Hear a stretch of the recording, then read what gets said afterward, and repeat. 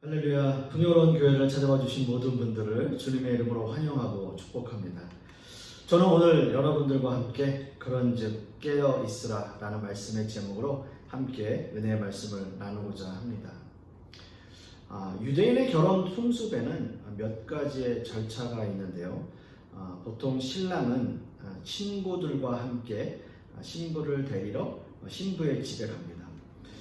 여러분들도 너무나 잘 아시듯이 우리나라 역시도 친구들이 신랑의 친구들이 이제 함을 메고 신부의 집에 함을 팔러 가는 그런 풍습과 비슷한 풍습이라고 보면 될 것 같습니다. 그리고 신부의 집에서 여러 예식과 행사를 마치고 해가 질 무렵 비로소 신부를 데리고 신랑의 집으로 돌아오는 거예요. 당연히 신랑의 집에서는 새 신랑, 새 신부들이 오기를 얼마나 기다렸겠습니까? 그죠?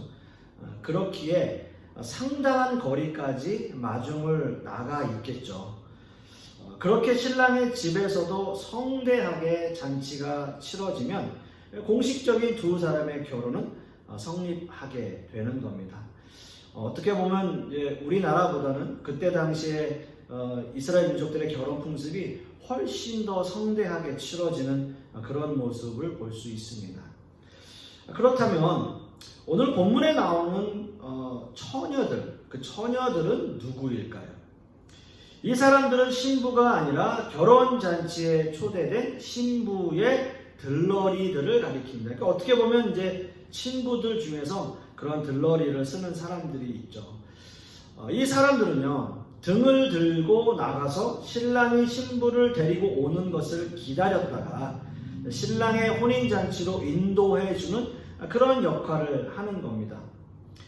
그런데 예수님은 하나님의 나라를 결혼잔치에 비유하고 계십니다. 오늘 이거 보면 마태복음 25장 1절 말씀은 이렇게 시작을 하는데요. 그때에 천국은 마치 등을 들고 신랑을 맞으러 나간 열 처녀와 같다 하리니 라고 말씀하고 있습니다.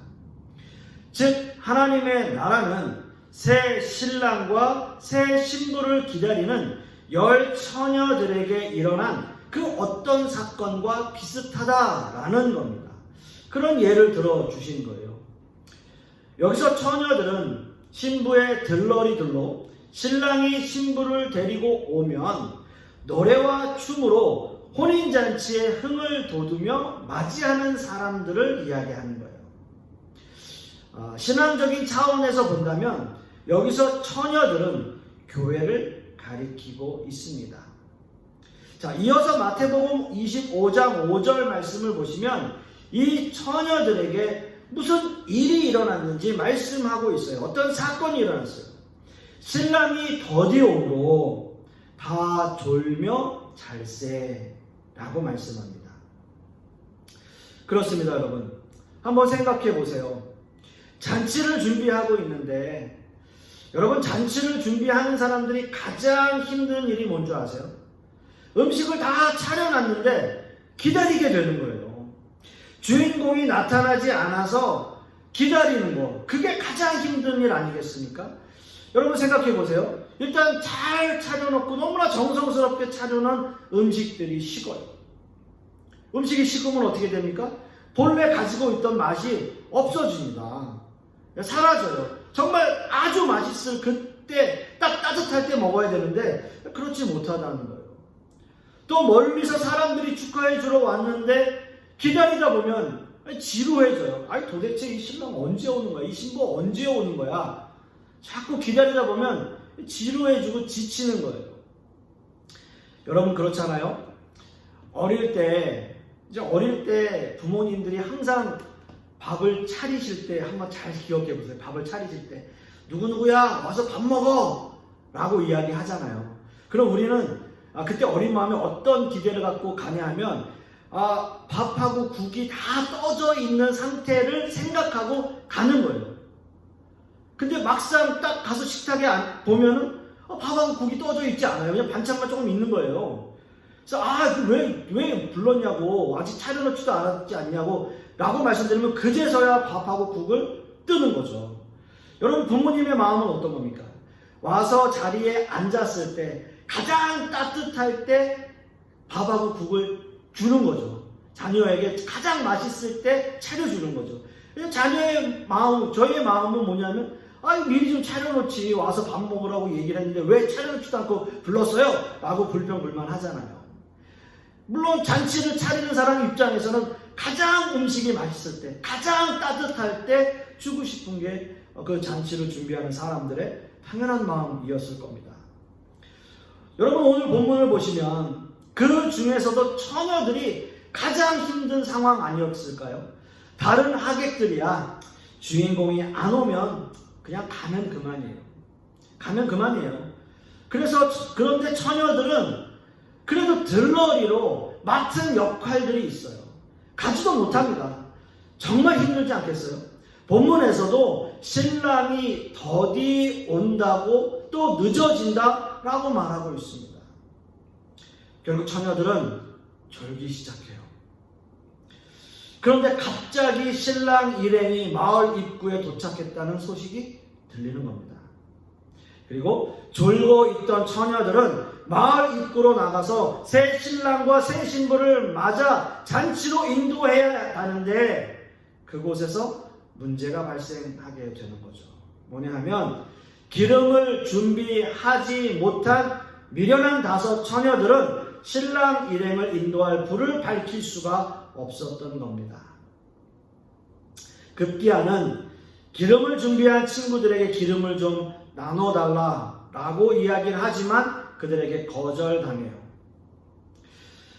여러분, 어찌 보면 좀 친구들 사이에 너무한 것 아닌가 라는 생각이 들기도 하지만요, 분명한 것은 5명이라도 잔치에 참석해서 불을 밝히고 잔치에 흥을 돋우는 것이 더 중요했다라는 생각이 듭니다. 또 그 당시 잔치가 있는 마을에는 밤이 늦어도 기름을 살 수 있었다라고 하는데요, 그렇게 미련한 5 처녀는 기름을 사러 마을로 갔고 그 사이 신랑이 도착하여 잔치는 이미 열렸고 잔치집 문은 닫혀버렸어요. 오늘 이 본문 11절 말씀에 보면 그 후에 남은 처녀들이 와서 이르되 주여 주여 우리에게 열어주소서 라고 말합니다. 주여 주여 우리에게 열어주소서. 그런데 주인은 이렇게 대답을 하죠. 대답하여 이르되 진실로 너희에게 이르노니 내가 너희를 알지 못하노라 하였느니라 라고 말해요. 내가 너희를 알지 못하노라. 여러분, 지금까지의 내용들이 하나님의 나라에 대한 10 처녀의 비유에 대한 내용입니다. 자, 이제 한번 좀 생각해 볼까요? 그런데 여러분, 이런 생각이 좀 들지 않습니까? 좀 너무한 거 아닌가? 라는 생각이요. 좀 너무한 거 아닌가? 여기서 미련한 5 처녀는 2번씩이나 거절을 경험하게 돼요. 먼저는 친구들에게 거절을 당하는데요, 생각해보면 10 처녀들은 아마도 들러리를 쓸 정도로, 함께 들러리를 쓸 정도로 친한 친구 사이였을 겁니다.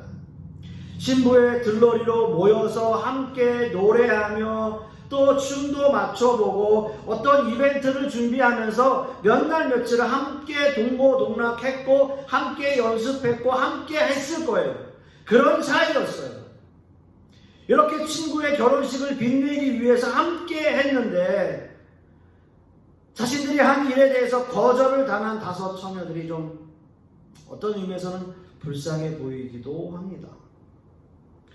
또 기름을 준비하기 위해서 마을로 내려갔다가 기름을 사온 5 처녀를 들여보내주지 않는 주인도 너무 좀 야속한 거 아닌가, 좀 너무한 거 아닌가 라는 생각도 들어요.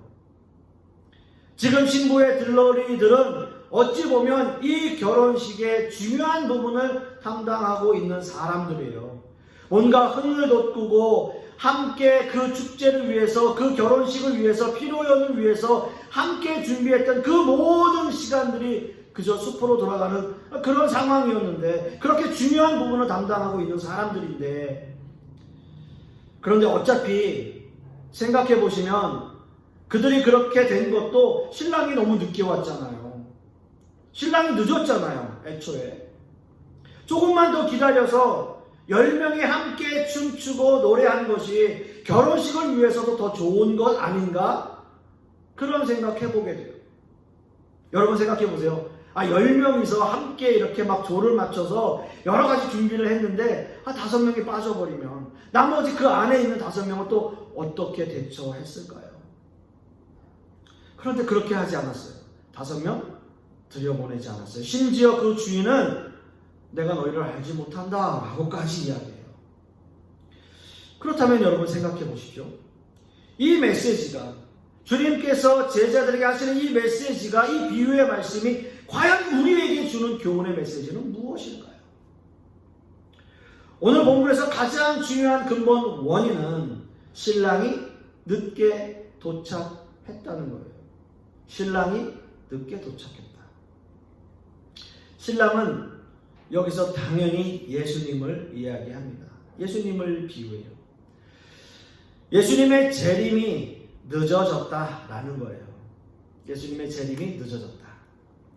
초대교회 시대에는요, 예수님의 재림이 곧 있을 것이라고 생각했던 시대였습니다. 마태가 마태복음을 기록할 당시도 AD 50년 후반에서 70년까지 초대교회를 배경으로 하고 있어요. 그 당시 초대교회에도 재림신앙이 크게 자리잡고 있었던 시기이기 때문에 예수님의 재림의 지연은 공동체를 신앙적으로 크게 흔들게 하는 상황이었던 겁니다. 재림신앙 때문에 초대교회들이 여러 가지 어려움들을 당하고 있었어요. 그렇기 때문에 그 당시 초대교회의 모습은 크게 2가지의 형태로 나뉘어졌습니다. 첫 번째는 더 재림의 신앙에 몰두하는 형식으로 나타난 거예요. 재림이 곧 있을 것이다 라고 생각하고 더 열광적으로 신앙을 가졌고 또 열광적으로 믿었던 거예요. 여러분, 우리나라뿐만 아니라 전 세계 어디나 이 재림신앙이 항상 기독교 안에는 문제가 되지 않습니까? 제가 얼마 전에도 잠깐 지나가면서 TV 프로를 보니까 예전에 한번 휴거 때문에 난리가 났던 사건을 다루는 그러한 프로가 있더라고요. 제가 92년도에 군대 훈련소에 있었는데요. 그때 그 사건이 있었어요. 온 나라가 떠들썩했던 그 재림 사건. 그것이 굉장히 큰 사회 문제가 되었던 적이 있습니다. 물론 아무도 휴거된 사람은 당연히 없었죠. 그렇게 재림신앙이라고 하는 것은 초대교회뿐만 아니라 지금 이 시대에도 아주 크게 교회를 흔드는 여러 가지의 일들이 있었던 거죠. 두 번째는요, 재림신앙을 굉장히 냉소적으로 바라보는 거예요. 재림을 진지하게 받아들이지 않는 신자들이죠. 재림을 하든 말든 상관없다라고 생각하면서 하는 사람들이죠. 그렇다면 지금 어떻게 보면 우리 교회는 과연 어떤 모습일까요? 그러니까 재림신앙에 대하여 열광적인 모습일까요? 아니면 재림은 무슨 재림이라고 생각하면서 아무 상관없는 분위기로 살아가는 그런 신앙의 모습일까요? 여러분 한번 생각해 보십시오. 오늘 본문의 핵심은 이런 사람들을 향한 경고의 메시지입니다. 예수님의 재림을 어떠한 형태로든 잘못 인식하고 있는 사람들을 미련한 5 처녀로 비유하고 있는 거예요. 미련한 5 처녀. 문을 굳게 잠근 잔칫집 문을 향해 아무리 소리쳐도 문은 열어주지 않아요. 오히려 내가 너희를 알지 못하노라 라고 말씀하고 있어요. 여러분 상상해 보세요. 얼마나 부끄러울까요? 그리고 얼마나 안타까워요. 그리고 얼마나 냉정합니까? 오늘 이 본문의 결론은 이렇게 마지막을 맺습니다. 마지막 절 13절 말씀을 보시면 그런즉 깨어있으라 너희는 그 날과 그 때를 알지 못하느니라 라고 말씀하고 있어요. 결론은 이거예요. 깨어있으라는 거예요. 왜요? 알지 못하니까. 깨어있으라 알지 못하니까. 이 두 문장이에요. 오늘 말씀하고 있는 모든 내용의 결론은 이거예요. 깨어있으라 알지 못하느니라. 이 두 문장입니다. 신랑이 오실 날과 시간을 알지 못한다는 거니까요. 그러니 깨어 있으라 라는 겁니다. 즉 주님께서 언제 다시 오실는지 알지 못하기 때문에 깨어 있으라는 거죠. 언제 하나님의 나라의 잔치에 참여할지 모르기 때문에 깨어 있으라는 거죠. 자, 그런데요, 오늘 이 본문의 말씀에서 아주 흥미로운 말씀이 있어요. 신랑이 더디 오니까 5절 말씀을 보시면 어떻게 했다고 합니까? 예, 다 졸았어요. 다 졸았어요. 미련한 5 처녀만 존 게 아니라 슬기로운 5 처녀도 함께 졸았다고요.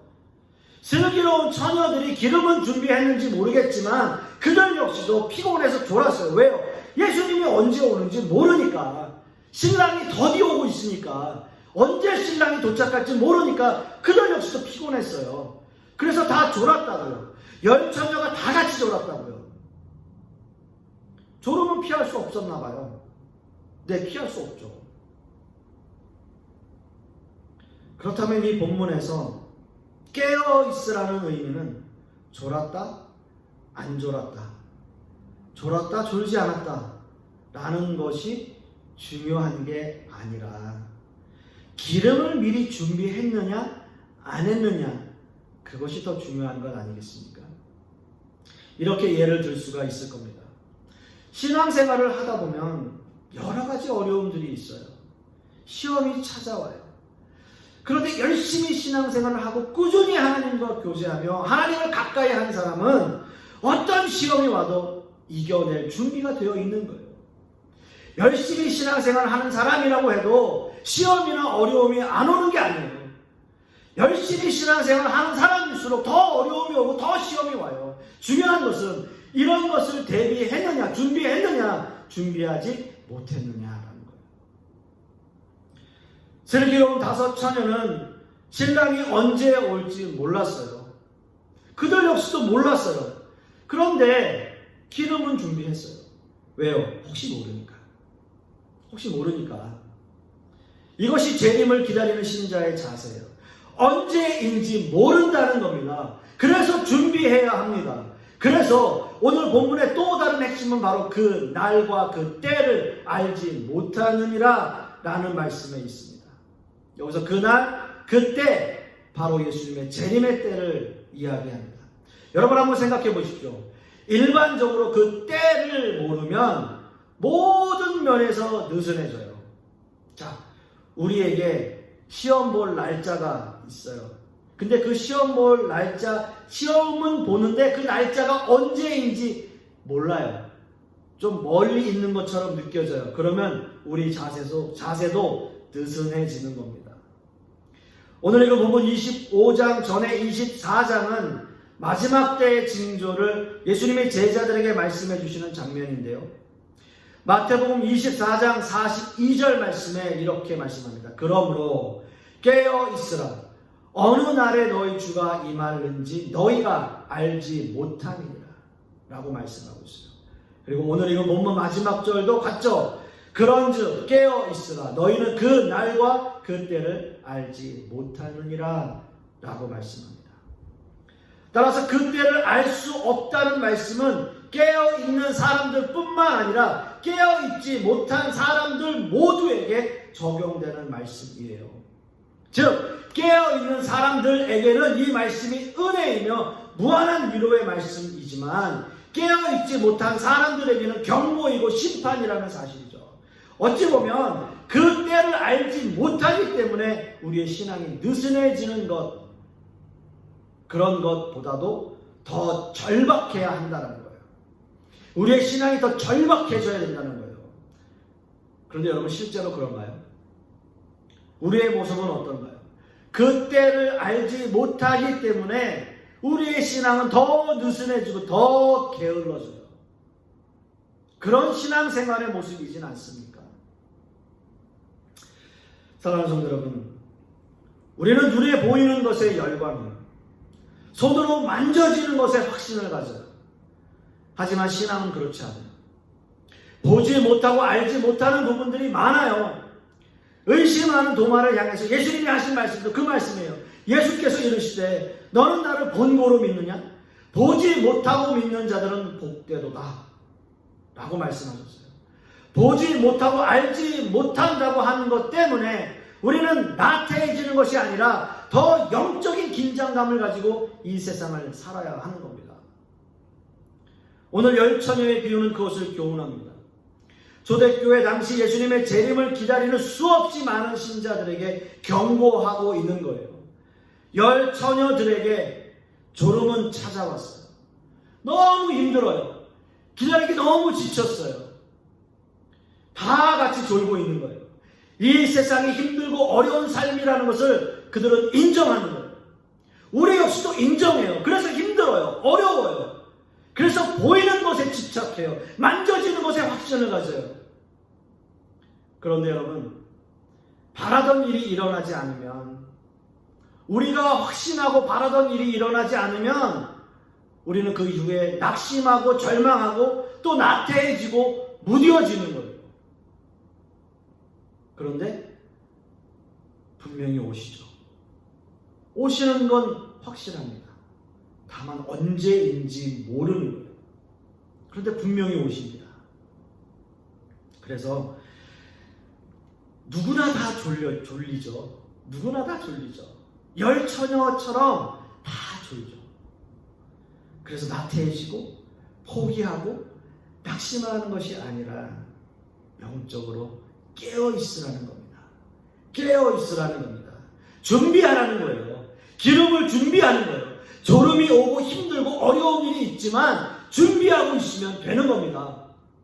저는 간절히 바라기는 오늘 이 열처녀의 비유가 저와 여러분에게 다시 한번 우리의 신앙을, 우리의 믿음을 재점검하는 그러한 시간이 될 수 있기를 간절히 바랍니다.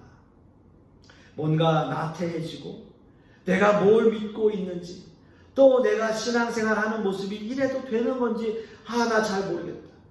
요즘같이 팬데믹 상황 속에서는 정말 내가 신앙생활 잘하고 있는 건가? 라는 생각이 드신다면 여러분 이 시간 다시 한번 마음을 추스리십시오.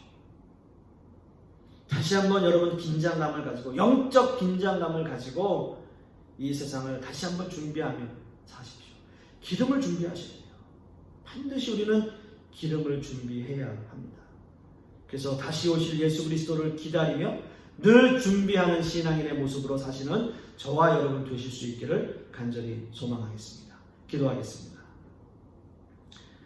아버지 하나님, 오늘 열처녀의 비유의 말씀을 통해서 우리는 슬기로운 다섯 처녀인지 아니면 어리석은 다섯 처녀인지 다시 한번 우리의 신앙을 점검하게 하여 주시옵소서. 우리가 기다리다 지쳐 너무 힘들고 어려운 상황들 속에, 또 여러 가지 상황들 속에 다 졸았던 그 열처녀들처럼 우리 역시도 힘들고 어려운 상황이 지속되어질 때 우리의 신앙은 느슨해지고 나태해지고 또 나약해지는 우리의 모습들을 발견하게 됩니다. 다시 한번 긴장감을 가지고 준비하게 하여 주시옵시고 다시 한번 믿음 위에 온전히 서는 우리 신앙인들 되게 하여 주시옵소서. 그리하여 한 주간도 말씀 가운데 살아가는 우리 모든 성도님들 되게 하여 주시옵소서. 주님 감사드리며 예수 그리스도 이름 받들어 기도드렸사옵나이다. 아멘.